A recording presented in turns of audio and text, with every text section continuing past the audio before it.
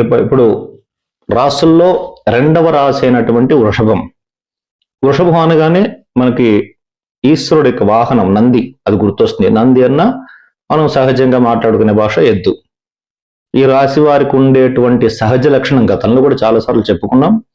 వీళ్ళేంటంటే ఈ రాశిలో జన్మించిన వారు హెవీ హార్డ్ వర్క్ చేస్తారు. బాగా హార్డ్ వర్క్ చేసిన తర్వాత వీళ్ళు రెస్ట్ తీసుకునే టైంలో మళ్ళీ హార్డ్ వర్క్ చెప్పకూడదు. వీళ్ళకి చెప్తే చేయరు ఇంక అంతే.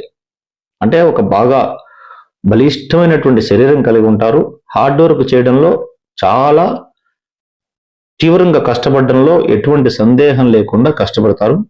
స్థిర రాశి కాబట్టి స్థిరమైన నిర్ణయాలు తీసుకుంటారు. తాము తీసుకున్న నిర్ణయాలకు ఎక్కడ వెనక్కి తగ్గకుండా ముందుకు వెళ్తుంటారు. ఇది వీళ్ళ సహజ లక్షణం. ఇది ఇప్పుడు వీళ్ళ రాశి గురించి అంటే ఈ సంవత్సరం గోచారంలో, ఈ పరాభవన సంవత్సరంలో గోచారంలో వీళ్ళకి ఎలా ఉండబోతున్నాయో తెలుసుకుందాం.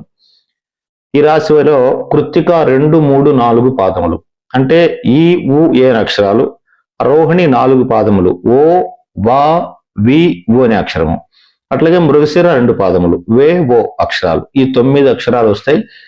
ఇది వృషభ రాశిలో ఉంటుంది. ఈ రాశికి 5 ఆదాయం ఈ సంవత్సరం, వ్యయం అంటే ఖర్చు 14, అట్లాగే రాజపూజ్యం 5, అవమానం 4. ఎట్లా చూసినప్పటికీ కూడా ఇక్కడే మీకు చాలా వరకు అర్థమైపోయింది. అంటే మీ సంపాదన విషయంలోకి వచ్చినప్పటికీ కూడా సంపాదన తక్కువగా ఉంది, ఖర్చు ఎక్కువగా ఉంది.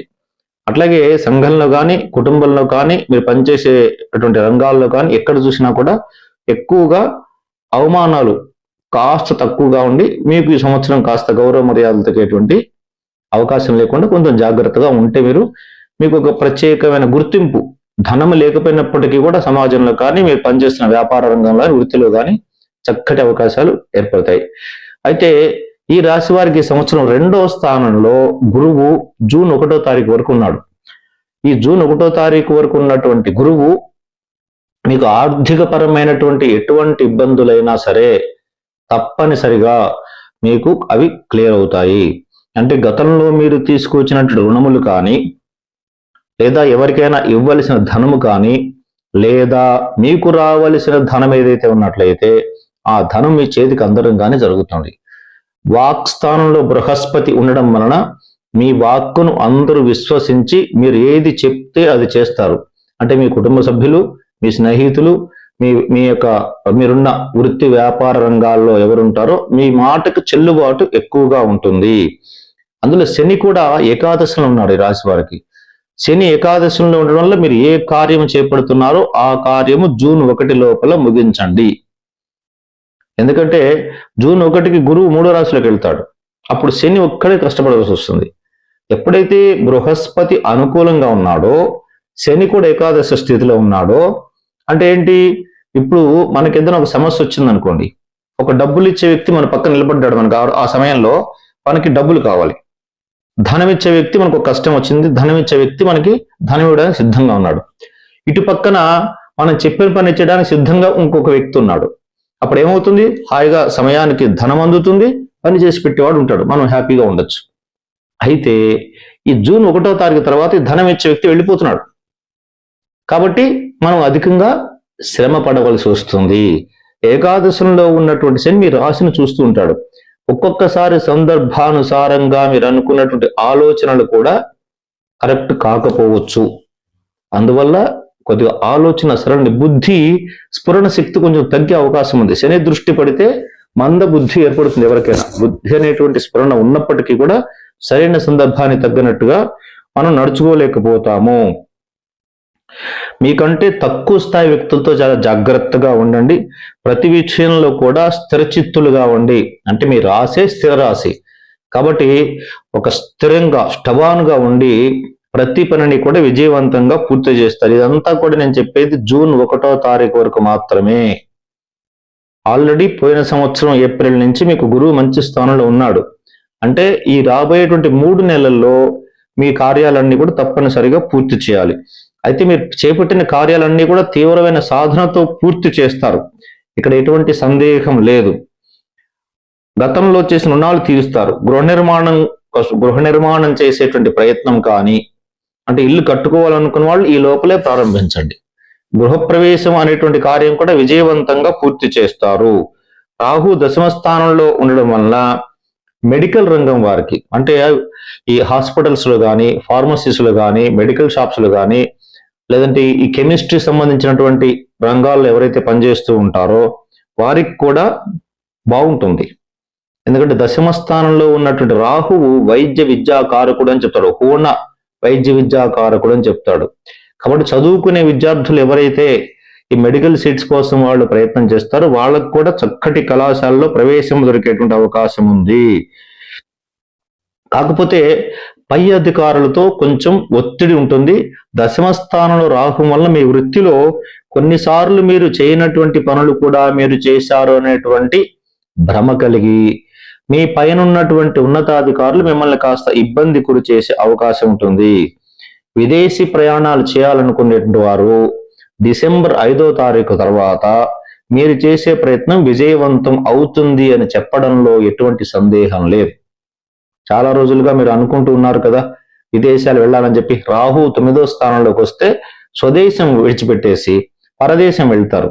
అంటే మనం ఇప్పుడు హైదరాబాద్ లో ఉన్నాం. పరదేశం అంటే వేరే రాష్ట్రం కూడా పరదేశం కావచ్చు. పరదేశం అంటే వెంటనే ఊహల్లోకి వెళ్ళిపోయి అమెరికానో, ఆస్ట్రేలియానో, న్యూజిలాండో అనుకోకూడదు. మన రాష్ట్రం కానప్పుడు ఏదైనా మనకు పరదేశమే.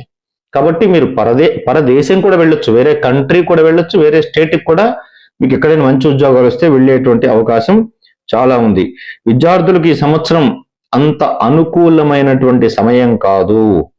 తీవ్రమైనటువంటి సాధన చేయవస్తుంది. విద్యాతురాణం నా సుఖం నా నిద్ర అని శాస్త్రమే చెప్తుంది. చదువుకునే పిల్లలు ఎవరైతే ఉన్నారో వాళ్ళు సుఖము నిద్ర పొందారనుకోండి విద్య కోల్పోతారు. శాస్త్రం విద్యాతురాణం నా సుఖం నా నిద్ర. నిద్ర ఉండకూడదు అంటే అసలు నిద్రపోకూడదని కాదు, అతి తక్కువ సమయం నిద్రపోవాలి, ఎక్కువ సమయం చదవాలి. కాబట్టి తీవ్రమైన సాధన చేస్తే చాలా బాగుంటుంది. గురుబలం కూడా జూన్ 1 తర్వాత అంత సంతృప్తికరంగా లేనందువలన వీళ్ళకి ఈ చదువుకునే పిల్లలకి తీవ్రమైన సాధనతో మాత్రమే ఫలితాలు పొందగలుగుతారు. వివాహాది శుభకార్యాలు ఎవరికైతే జరగలేదో, యువతి యువకులు ఎవరికైతే ఇంకా జరగలేదో వాళ్ళకి జూన్ లోపల వివాహ సంబంధాలు కుదురుతాయి. ఉద్యోగస్తులకు కూడా ఎవరైతే ఉద్యోగ రంగంలో ఉన్నారో వాళ్ళకి ఈ జూన్ 1వ తారీఖు లోపల తీపి కబురు, అంటే ఎంతో కాలంగా మీరు ఎదురు చూస్తున్నటువంటి ప్రమోషన్ రావడమో, మీ ఉద్యోగాల్లో మీ యొక్క జీతాలు పెరగడమో, ఏదో ఒక తీపి కబురు అయితే ఉంటుంది. సంతానం కోసం ఎదురు చూసేటువంటి వారికి కూడా శుభవార్త వింటారు.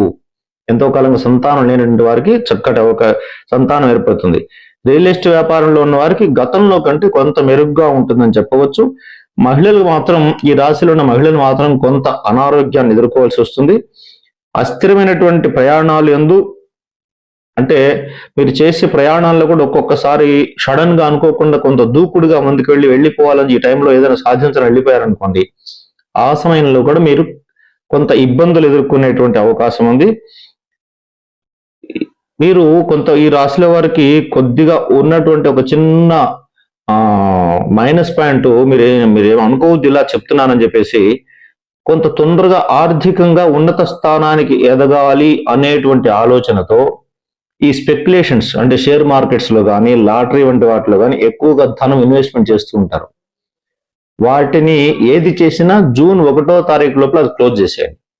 జూన్ 1 తర్వాత మాత్రం మీరు ఏం చేసినప్పటికీ కూడా కొద్దిగా ఇబ్బందికరంగా ఉంటుంది. కాబట్టి జూన్ 1 తర్వాత వాటి జోలికి వెళ్లకుండా ఉండడం మంచిది. అంటే అదృష్టాన్ని పరీక్షించుకుందాం ఎట్లా ఉంటుందో అనే ఊహ ఉంటుంది వీళ్ళకి, దాన్ని వదిలేయడం మంచిది. ఏదైనప్పటికీ కూడా డిసెంబర్ 5 తర్వాత ఒక ముఖ్యమైనటువంటి సూచన ఏంటంటే విదేశాలు వెళ్తారని చెప్పాను, అది కరెక్ట్. డిసెంబర్ 5వ తారీఖు తర్వాత